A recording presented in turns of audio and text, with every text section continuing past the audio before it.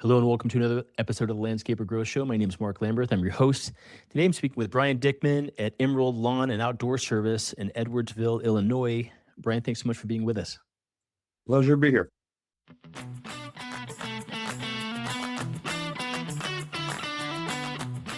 Yeah, man. So we've been talking here before the show. We've done a ton of research. I'd love to start just by hearing what services Emerald provides for your customers.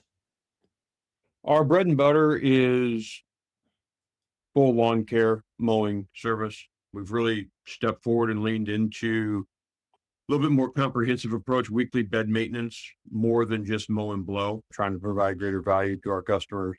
It's a very competitive market, so trying to set ourselves out by doing the extras has proven to be successful. Leaf cleanup, fall cleanup, spring cleanup, also a big part of what we do, shrub trimming and snow removal. Got it. Okay. And so it sounds like a lot of maintenance, kind of mowing. If folks ask you to do any kind of higher level landscaping and or hardscaping for them, is that something you're going to do or you're going to refer that out?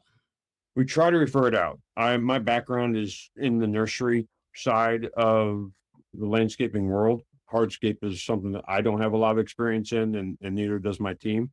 We've pilled around with, brick edging. Somebody wants to put a new bed in, something that's small, but as far as full on design install, we'll hand that off. Gotcha. Okay. And so you've been at this particular with Emerald Lawn and Outdoor Service here about 20 years. Is that right? Since 2002, 20 plus? Yep. Okay. And I mean, you also had another background, or kind of a full-time, career otherwise outside of the landscaping business. Is that right? What was the career here that you just left here a few years ago? I was in law enforcement. Law enforcement. Okay. Awesome. And you said that this business started as a hobby and then it just kind of got out of hand, huh? Yeah. So I always had an interest in it. My high school job was working at a nursery before and after school. Started there when I was the summer before I turned 15 under an ag exemption.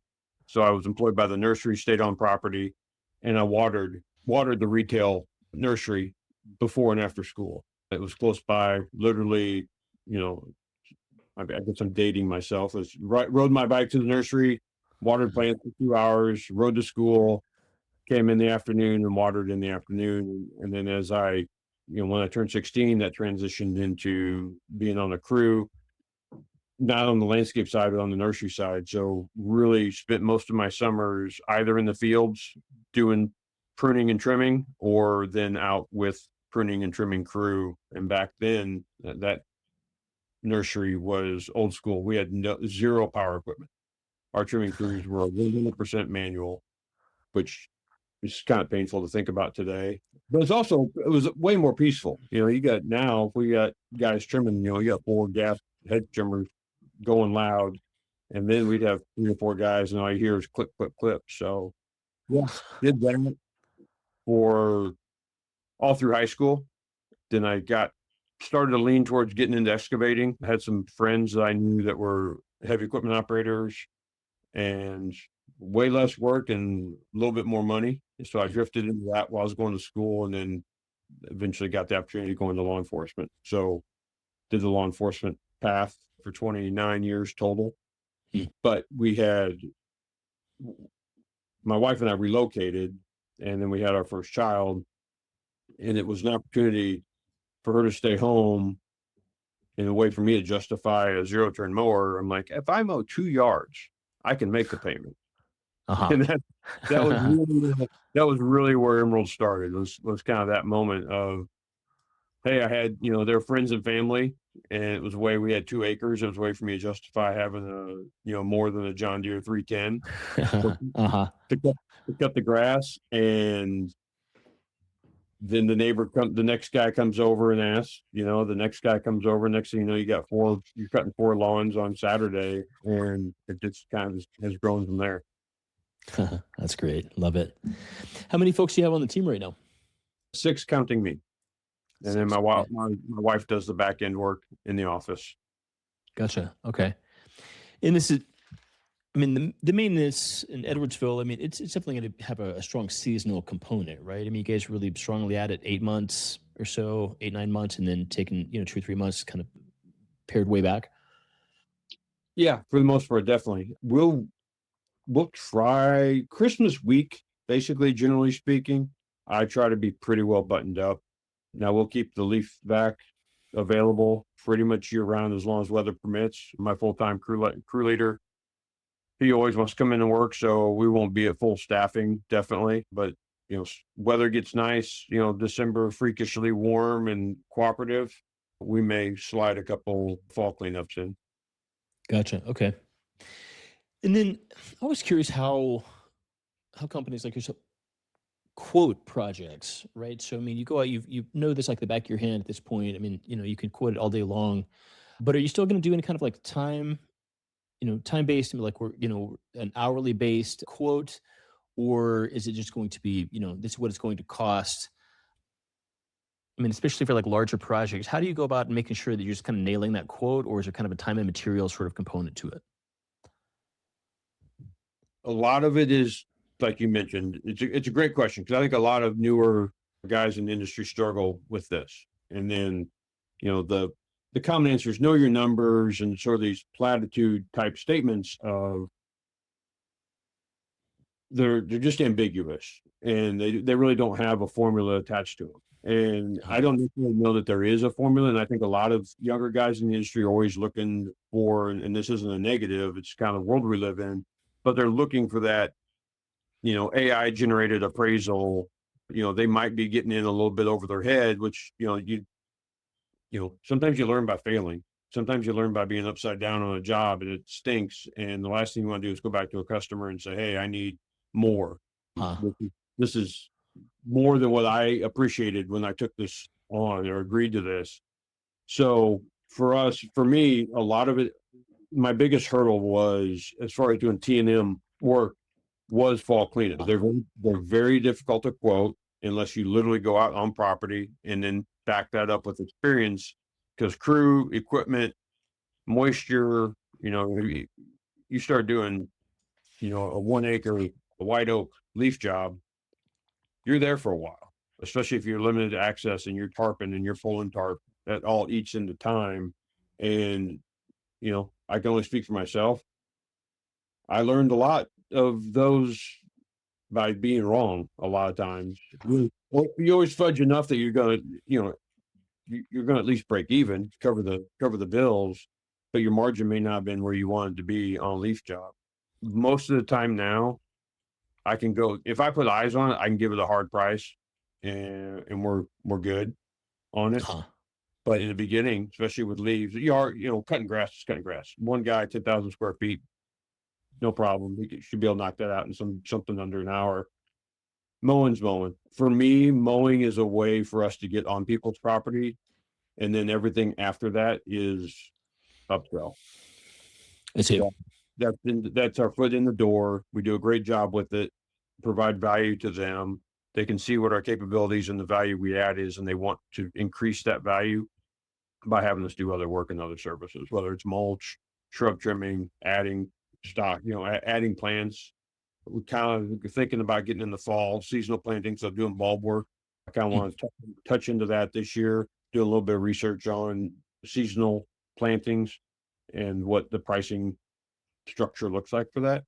Because Uh-huh. I'm always impressed by those properties. Mm. Uh-huh. Okay. And then when we talk to lawn care companies, something that seems to come up a lot is that the competition is all the way, down to, I mean, you've got competition of other lawn care companies, but you also got competition just, with almost, high schooler kids or, guy with a truck and a mower kind of idea. I've heard that, sort of specific phrasing thrown around. How do you guys kind of differentiate yourself so that you're not kind of dealing with, the kind of low cost provider? You guys are able to charge enough to have some nice margins. So made a very conscious decision 2 years ago to start exploring going literally intentionally going the other direction. Now to do that, one, and this is sort of where you can separate yourself out from the 16-year-olds. Because at the end of the day, we are an industry that can be serviced by a 16-year-old. I mean, I Uh-huh. started cutting grass, the age old story of pulling the mower behind your bike and cutting Miss Jones's yard for $25 back, in the 80s. It's where a lot of people started. So it is an industry that at the basics, the most basic level, can be serviced by a 16-year-old. Uh-huh. And every day you can drive around and it can be serviced by a truck in a truck that's, cash and doesn't have insurance. And, there's not much regulatory enforcement on, standardization. So I intentionally they are not, we separate ourselves, but that they are not competitors to us. And that's not arrogance. We literally emphatically preach our quality.